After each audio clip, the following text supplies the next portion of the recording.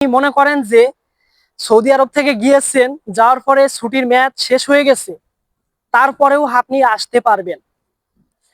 আজকে যেই বিষয়ে আপনাদের মাঝে কিছু কথা বলার জন্য চলে আসছি, সেই বিষয়টা হচ্ছে, একটা ভাই কমেন্টে বলতেছে, ভাই আমি সৌদি আরবে ছিলাম, এখন ছুটিতে গিয়েছি, আর সৌদি আরবে যাওয়া হয় নাই, ছুটির মেয়াদ শেষ হয়ে গেছে, এখন কতদিন পরে আবার সৌদি আরবে নতুন একটা ভিসা নিয়ে আবার যেতে পারবো? এই বিষয়ে যদি কিছু জানা থাকে তাহলে বলবেন। তা আজকে এই বিষয়ে কিছু কথা বলবো। কথা হলো, ভিডিওটি স্কিপ করবেন না যারা এই বিষয়ে জানতে চান যে সৌদি আরবে কতদিন পরে আবার আসতে পারবেন, যারা ছুটিতে গিয়েছেন আর ছুটির মেয়াদ শেষ হয়ে গেছে আর সৌদি আরবে আসা হয় নাই, শুধুমাত্র তাদেরকে বলতেছি ভিডিওটা দেখেন।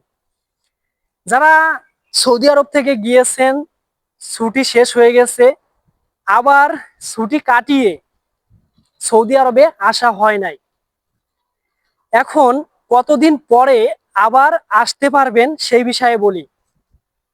বিষয়টা হচ্ছে, আপনি গেছেন, যাওয়ার পরে আপনার দেখা গেল 6 মাস হয়ে গেছে, এখন আপনি যদি আবার সৌদি আরবে নতুন ভিসা নিয়ে আসতে চান, তাহলে আপনার 3 বছর 3 বছর বা 3.5 বছর আপনার অপেক্ষা করতে হবে, তারপরে আপনি সৌদি আরবে আবার ঢুকতে পারবেন। আপনি এর আগে আর একটা প্রসেসে আসতে পারবেন। সেই প্রসেসটা হচ্ছে, আপনি মনে করেন যে সৌদি আরব থেকে গিয়েছেন, যাওয়ার পরে ছুটির মেয়াদ শেষ হয়ে গেছে, তারপরেও আপনি আসতে পারবেন। সেটা হচ্ছে, মনে করেন যে আমাদের এক ভাই বিরাদার গিয়েছিল দেশে, ঠিক আছে, ছুটির মেয়াদ শেষ হয়ে গেছিল, সবই শেষ হয়ে গেছিল, ভিসার মেয়াদও শেষ হয়ে গেছিল, তারপরেও আবার সৌদি আরবে চলে আসছে। এটা কিভাবে সম্ভব? সম্ভবটা হচ্ছে, ভাই মনে করেন যে আপনার আসছে হচ্ছে এই প্রসেসে যে আপনি যেই কফিল থাকেন বা কোম্পানি থাকেন, আপনার যদি ওই কফিলির মাধ্যমেই আবার আসতে পারেন, তাহলে আপনি 6 মাস না, আপনি যাওয়ার পরে দেখা গেল ছুটির মেয়াদ শেষ হয়ে গেছে, তারপরেও আপনি আসতে পারবেন।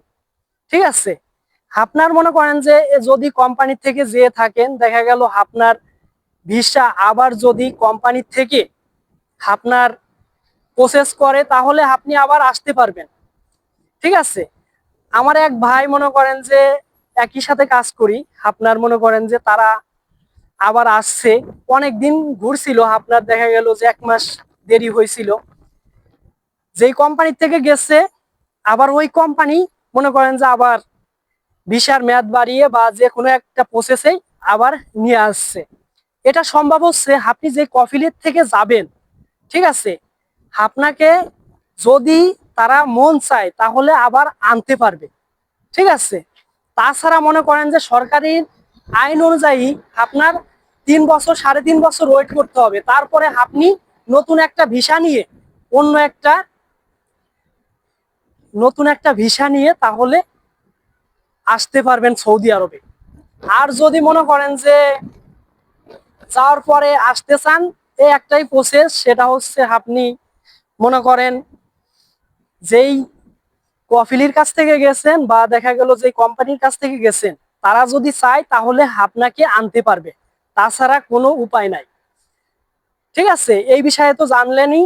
আর আজকে বেশি কথাই বলবো না, কারণ হচ্ছে ডিউটির টাইমও হয়ে গেছে।